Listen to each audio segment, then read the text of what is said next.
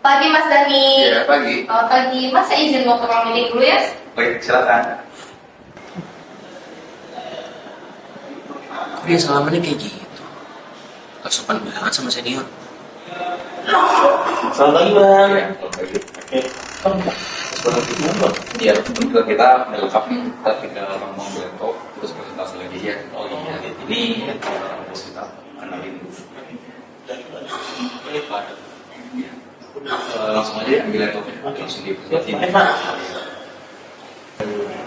Itu mereka berdua anak baru. Iya benar Pak, kebetulan mereka berdua itu di kantornya anak baru Pak. Kok gaya salamannya beda ya? Kalau yang pertama Pak, itu memang cara bersalaman seperti itu Pak, karena yang saya tahu sesuai adat dari masyarakat tempat tinggal dia Pak, cara bersalaman seperti itu. Karena mungkin terikat dari kebiasaan Pak atau budaya ya Pak ya, saya tahu gitu sih Pak ya. Emang dari daerah mana dia? Kalau anak yang pertama Pak, yang baru di kantor ini, yang barusan saya aja ketemu Pak ya, dia itu asli Aceh Pak.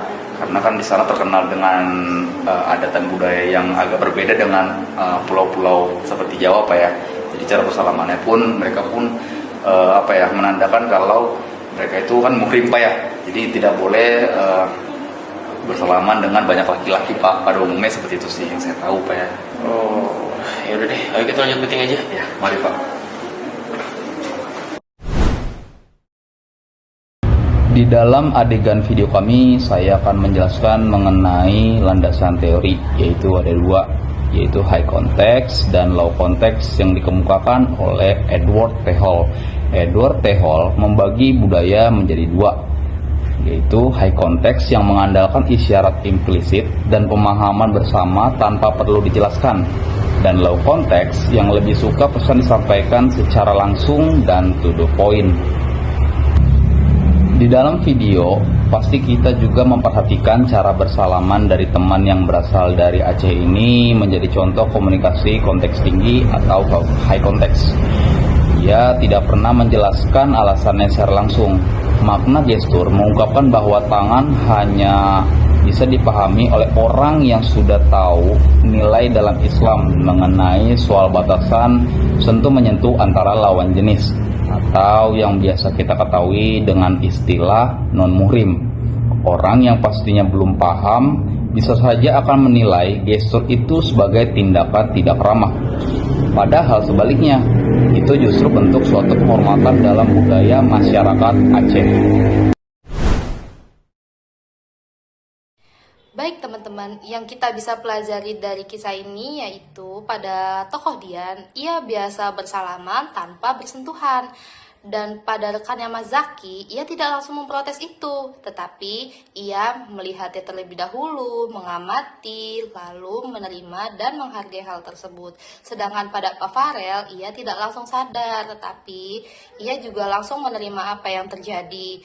Dan pesan pada adegan kali ini yaitu tidak ada kata terlambat untuk kita saling menghargai. Saya mempunyai rekan kerja asal Aceh yang sangat taat menjalankan ajaran Islam. Sejak awal kenal, saya sadar bahwa dia tidak pernah bersalaman dengan laki-laki yang bukan mahramnya. Sebagai gantinya, dia hanya menungkupkan tangan sambil menunduk sedikit seperti ini. Awalnya saya merasa canggung, tetapi saya tidak langsung memberi komentar. Lama-lama saya menjadi paham bahwa itu bukanlah sikap menolak, melainkan cara dia menjaga batasan terhadap lawan jenis sesuai keyakinannya. Dari situ saya lebih belajar menghargai perbedaan.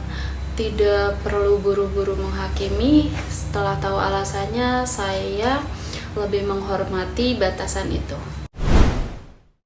Kasus salaman antara pria dan muslimah asal Aceh ini menunjukkan bahwa komunikasi lintas budaya bukan cuma soal bahasa, tapi juga soal memahami isyarat nonverbal dan konteks di baliknya. Sikap terbuka dan tidak menghakimi jadi kunci menciptakan lingkungan kerja yang saling menghormati.